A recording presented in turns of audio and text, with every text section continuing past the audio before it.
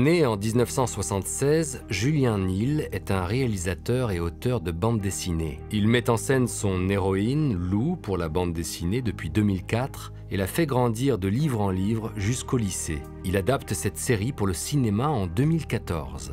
Cette jeune fille est élevée par sa mère, dont on ignore le prénom. Son géniteur était un amour de jeunesse qui s'est enfui quand il a compris qu'il allait être père. Des années plus tard, la même histoire se répète et Richard, le nouveau compagnon de la mère de Lou, disparaît à l'annonce de sa deuxième grossesse. Nous allons nous intéresser au tome 5, Laser Ninja, qui est le surnom que donne Lou à son petit frère Fulgore. Nous découvrons Fulgore, qui vient de naître à travers les yeux de sa sœur Lou, qui détaille chacune des parties de son corps, ses yeux, sa bouche, sa main, puis son oreille. Ce regard délicat d'une sœur posée sur son petit frère renforce le lien qui les unit. L'auteur construit son récit sur l'évocation alternée de la venue de Fulgore et celle de Lou. Il saisit cette occasion pour nous montrer dans un flashback son héroïne encore bébé dans les bras maternels. Le style graphique de Julien Nil, qui n'est pas sans rappeler les codes de la bande dessinée japonaise, joue sur une variation des couleurs pour différencier les deux périodes. Les deux dernières planches du livre sont là pour remémorer un épisode heureux de cette vie familiale. On voit ici sa mère en train de sortir d'un carton son journal intime et s'adresser à lui. « Voilà, cher journal, je ne vis pas vraiment la vie dont je rêvais, j'en vis une autre, qui est 10 000 fois mieux. » Lou et sa mère, en contrebas de l'immeuble, sont joyeuses à l'idée d'emménager dans cet appartement qui va les accueillir. Le ciel est bleu et l'avenir de cette petite famille semble radieux. Cette image souriante contraste avec la planche qui introduit le livre. Ce même immeuble est en train de brûler. En contrebas, les mêmes protagonistes semblent rejouer la même scène. La tonalité est bien évidemment différente. Lou a les larmes aux yeux. Sa mère et Richard regardent leur appartement et leurs souvenirs partir en fumée. C'est à ce moment précis que sa mère choisit d'annoncer la bonne nouvelle à Lou. « Je suis enceinte. » Cela lui redonne du baume au cœur. Nous les retrouvons dans une chambre d'hôtel impersonnelle. Richard et Lou se morfondent sur ce qu'ils ont perdu. Heureusement, sa mère a préparé une valise de secours avec les trucs vraiment importants, dont son journal intime. Lou est tout de suite captivée. Une lumière éclaire son visage, comme si ce journal était une source de révélation sans cesse renouvelée sur l'histoire de sa mère et de sa famille.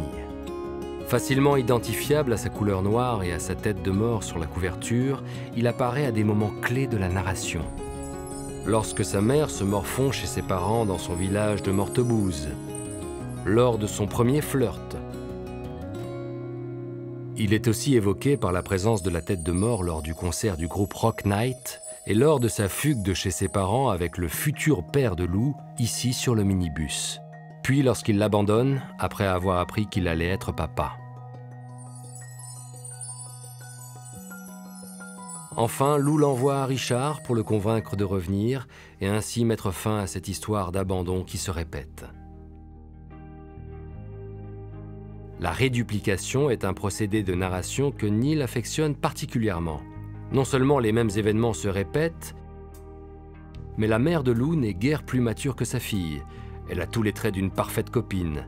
À la fois adulte et adolescente, elle est l'incarnation d'une adolescente. Par ailleurs, Nil réduplique le journal intime de ses deux protagonistes.